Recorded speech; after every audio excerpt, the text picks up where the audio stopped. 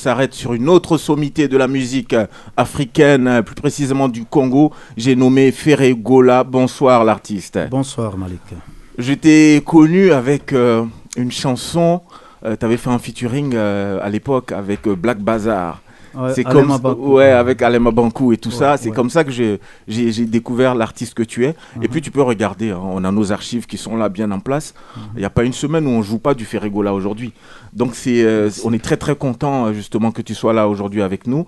On va te connaître davantage avec notre ami Abou Bakar, c'est l'inspecteur Abou qui va dresser ton portrait à travers l'inspecteur Abou qui arrive à l'instant même dans Week-end Africain. Ferré Gola, de son vrai nom, Hervé Gola Bataring, est un artiste, chanteur, danseur, auteur-compositeur, interprète et producteur congolais. Oui, tout ça. Nombre d'abonnés sur Instagram, 614 000, ça donne le vertige. Nombre d'abonnés sur Twitter, 54 500. Nombre d'abonnés sur Facebook, 1 million d'abonnés, 1 million. Actif depuis la fin des années 90 avec plus de 25 années de carrière derrière lui, Ferré Gola est une véritable icône de la rumba congolaise. Hervé Gola, il est né le 3 mars 1976 à Kitambo et grandit entre les communes de Giringiri et Bandalungwa et Kitambo, vous me dites si je prononce mal.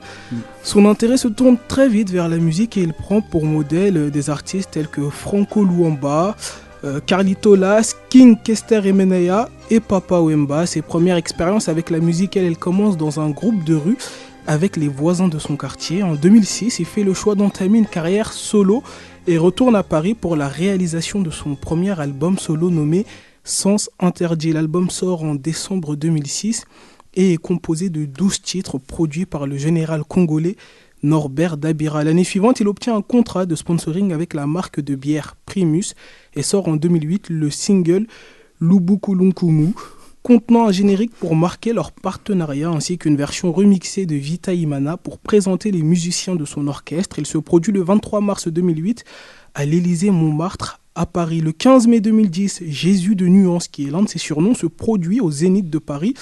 Le 12 septembre 2011, il remporte les prix de meilleur chanteur d'Afrique, meilleure voix masculine d'Afrique centrale, meilleure chanson pour Zazou et meilleur clip au Trophée des Arts Afro-Caribéens. La musique de Ferré Gola provient essentiellement de la rumba congolaise des années 80 et 90 et des artistes tels que Franco Luamba, Papa Wemba et Lassa Carlito, comme rappelé un peu plus haut. Les chansons de Ferré se basent pour la plupart sur des histoires d'amour touchantes ainsi que des expériences de vie accompagnées de mélodies douces et mélancoliques comme Maboko Pamba qui signifie les mains vides en lingala. Ferré s'ouvre également à la pop et la world music en combinant la rumba congolaise comme dans Zazou, Pakajuma, Kitiya Libaya et Tucheze, vous me dites si je prononce Tucheze, oui, c'est ça, oui. Il parle aussi des différentes expériences de la vie et de la façon dont nous pouvons être critiqués par les autres. Par exemple, dans les morceaux Qui vivra verra, Maboko Pamba, Jugement et Vieux jaloux. Ferré Gola, c'est 5 albums en 2006, Sens Interdit, 2009, Qui est derrière toi, 2013, Boîte Noire, 2017, QQJD et 2022, Dynasty Volume 1, l'album pour lequel il est là aujourd'hui. Ferré Gola, c'est également un court-métrage, Made by Africa Loved by the World, paru ce mois-ci, dans lequel il raconte son parcours et comment son expérience a influencé son métier qui est maintenant aimé dans le monde entier, c'est ses propres mots. Ferré Gola, merci Aboubacar pour cette belle présentation. Est-ce que c'est une présentation qui te convient, qui te sied ? Oui, bien sûr, ça me convient. C'est ça que j'ai écrit, donc c'est ça, oui. On va aller dans le vif du sujet. On va tout de suite s'écouter une de tes œuvres, justement extrait de ton nouvel album Dynasty. Ça s'appelle Carte Rose. On s'écoute ça et on revient juste après. Carte Rose, Ferré Gola, sur les ondes de Montpellier FM. Cher invité Ferré Gola, moi je parle pas lingala comme Réassi. Nos auditeurs aussi, certains Congolais nous écoutent, c'est sûr. Mais qu'est-ce que tu dis là-dedans, Carte Rose ? Ça parle de quoi ? Ouais, il y a une dame qui réclame son amour.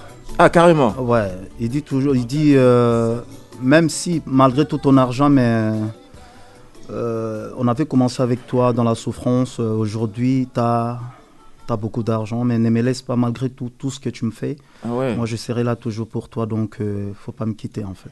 C'est une belle histoire finalement. En tout cas, une vraie bonne déclaration. Voilà. Cher Réassi. Alors, Ferré, c'est une institution au Congo, mais c'est une institution tout simplement au niveau de la musique aujourd'hui internationale, avec une bascule, je trouve, qui intervient avec ce morceau Regarde-moi, qui te fait rentrer qui vous fait rentrer dans une dimension différente, où vous démontrez à la fois cette capacité à pouvoir vous inviter dans un orchestre symphonique, à poser votre voix, mais avec ces accents d'Afrique centrale, avec la mélodie de Lingala. J'aimerais qu'un peu vous parliez un petit peu de ce projet. Regarde-moi. C'est vrai que c'est pas le nouveau projet, mais c'est un des titres qui passe régulièrement sur mon Paris FM. Déjà, Regarde-moi, c'était à Lingala. C'est une chanson que depuis ma carrière, j'avais ça déjà, donc c'était c'est dans les tiroirs. Dans les tiroirs. Et puis quand j'ai commencé, j'ai dit pourquoi pas montrer d'abord montrer la capacité de ma voix. Et la raison pour laquelle j'ai choisi l'orchestre symphonique pour inspirer d'eux.